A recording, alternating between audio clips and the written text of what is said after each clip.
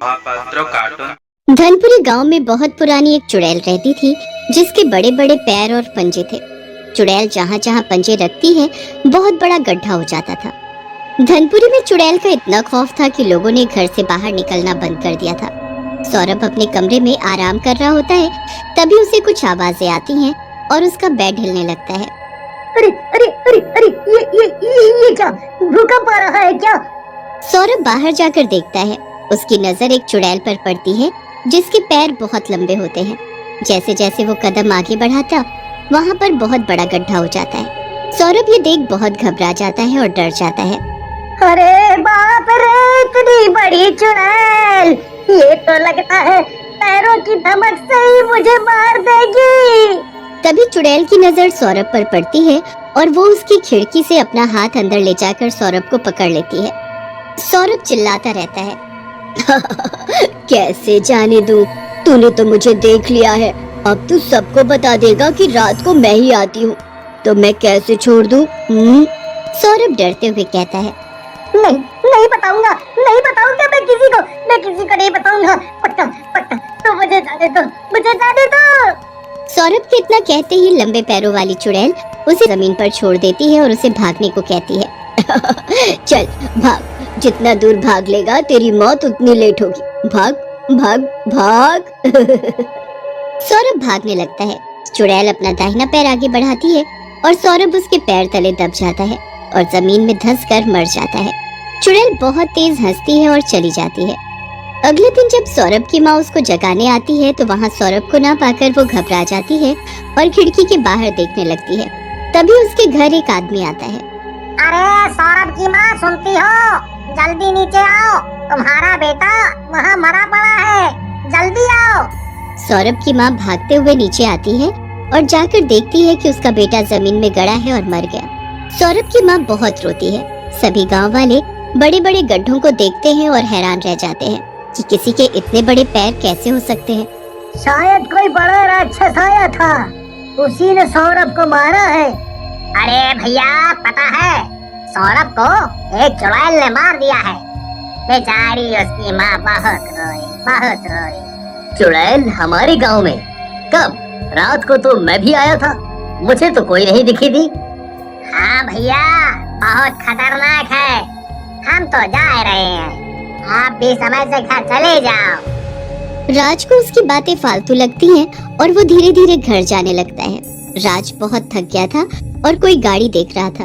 तभी उसके पीछे से आवाज आती है, बहुत थक गए हो, सहारा चाहिए क्या?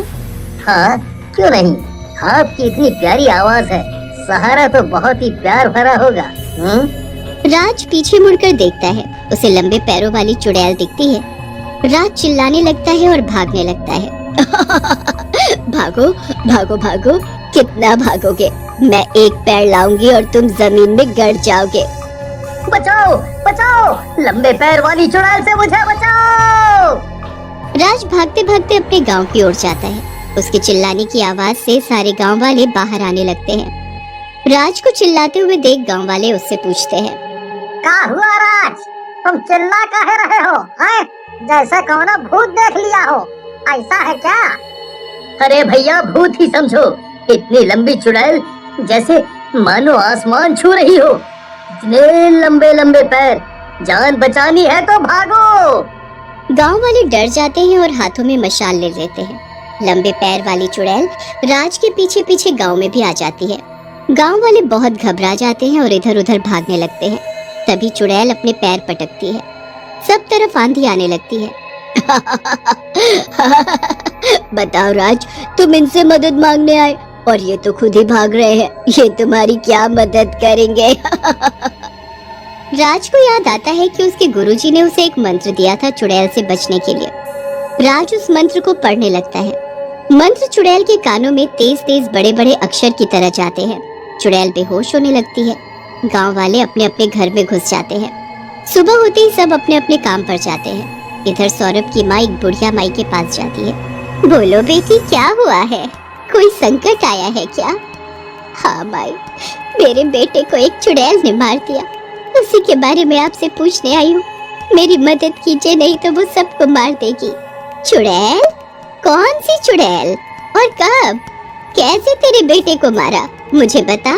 सौरभ की माँ उसे सारी बातें बताती है कि वो एक लंबे पैर की चुड़ैल है। बेटी, मुझे माफ कर दे, मैं तेरी कोई मदद नहीं कर सकती क्योंकि मैं जानती ही नहीं उस चुड़ैल के बारे में।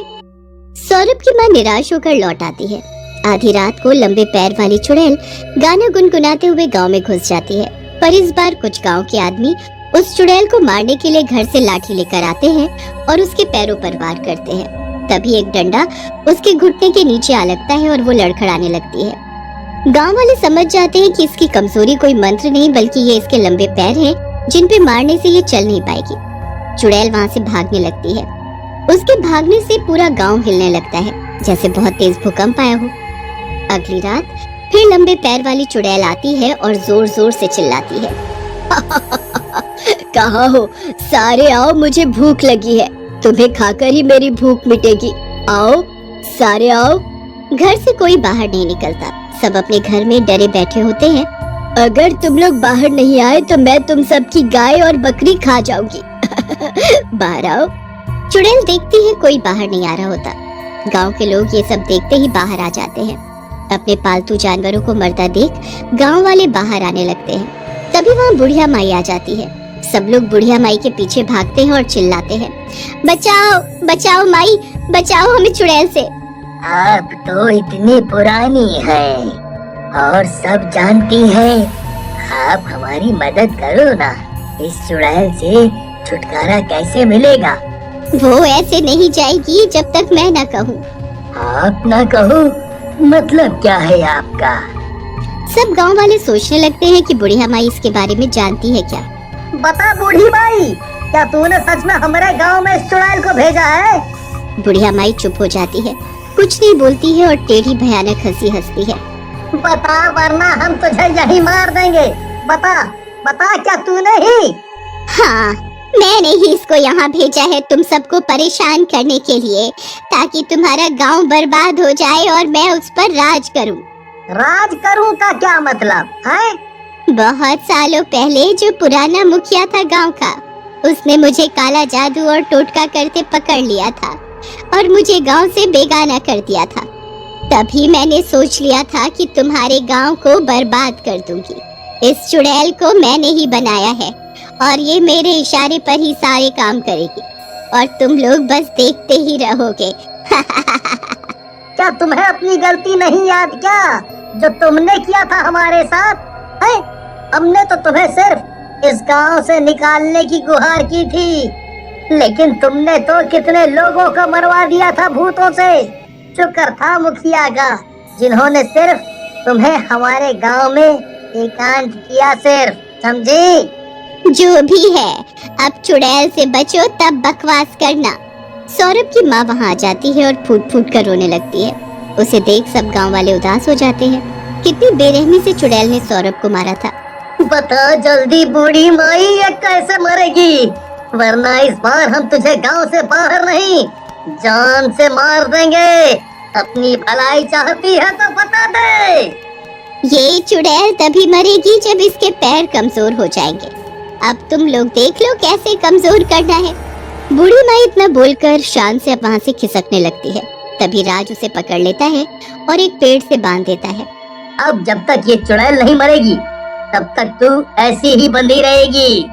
गांव वाले सोचने लगते हैं कि ऐसा क्या करे जिससे वो चुड़ैल अपने लंबे पैरों से किसी का नुकसान न कर पाए। जिन लोगों ने चुड़ैल के घुटनों पर वार किया था, उन्हें चुड़ैल की कमजोरी याद आती है। वो बाकी गांव वालों को इकट्ठा करते हैं। सुनो सारे, इस चुड़ैल की ताकत उसके लंबे पैर हैं, पर उसकी कमजोरी भी उसके पैरों में ही है।